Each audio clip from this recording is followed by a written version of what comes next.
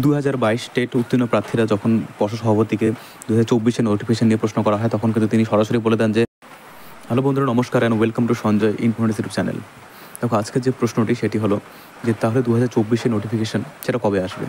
দেখো, এই বিষয় নিয়েই কিন্তু 2022 টেট উত্তীর্ণ প্রার্থীরা কিন্তু যখন পর্ষদ সভাপতির সঙ্গে মিটিংয়ে বসেছিলেন, তখন কিন্তু পর্ষদ সভাপতিকে তারা 2022 টেট নিয়োগ নিয়ে যেমন ইন্টারভিউ বিজ্ঞপ্তি নিয়ে যেমন প্রশ্ন করেছিলেন, ঠিক একই সঙ্গে কিন্তু তারা জিজ্ঞাসা করেছিলেন যে 22 টেট নিয়োগ করতে যদি দেরি হয়, ইতিমধ্যে 2023 টেট হয়ে গেছে, তার ফল প্রকাশ করা হয়নি, তাহলে 24 নিয়ে কী ভাবনা রয়েছে?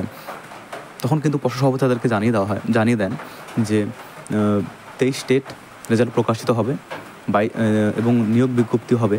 নিয়োগ বিজ্ঞপ্তি নিয়ে তিনি কিছুটা বলেননি, তেমন কিছু মানে ইন্টারভিউ বিজ্ঞপ্তি নিয়ে তেমনটা তিনি কিছু বলেননি, কিন্তু তিনি যেটা জানিয়েছিলেন যে যা হওয়ার সময় মতোই হবে এবং নিয়ম মেনেই হবে এবং যখন বের হওয়ার ঠিক তখনই বের হবে। এই নিয়ে কিন্তু তিনি আর কোনো মন্তব্য করতে চাননি, জাস্ট প্রশ্নটাকে এড়িয়ে যান। তো তার থেকে বোঝা যাচ্ছে যে একটা ভাবনা চিন্তা হয়তো রয়েছে 2024 নিউ নোটিফিকেশান নিয়ে, অর্থাৎ টেট নিয়ে, কিন্তু তা সত্ত্বেও তিনি কিন্তু কোনো রকম আশ্বাস কিন্তু কোনোভাবেই দেননি।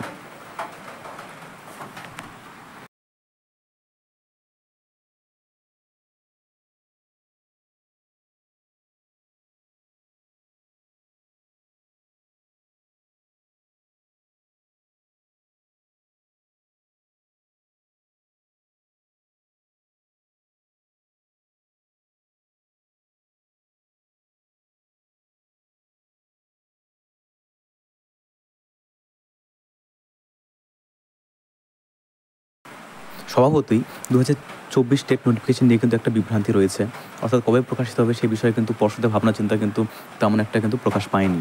অর্থাৎ তারা কী ভেবেছেন তারাই জানেন, কিন্তু একটা কথা এখানে আমাদের বুঝতে হবে যে নোটিফিকেশান কবে আসবে এটা নিয়ে কিন্তু আমাদের ওয়েট করতে হবে, অপেক্ষা করতে হবে, এবং আদৌ পুজো আগে তো সম্ভবই না, 23 রেজাল্টের আগে তো সম্ভবই না, কারণ নিয়মে রয়েছে যে আগামী টেট রেজাল্ট প্রকাশিত হওয়ার পরেই কিন্তু নিউ নোটিফিকেশান চালু করতে হবে।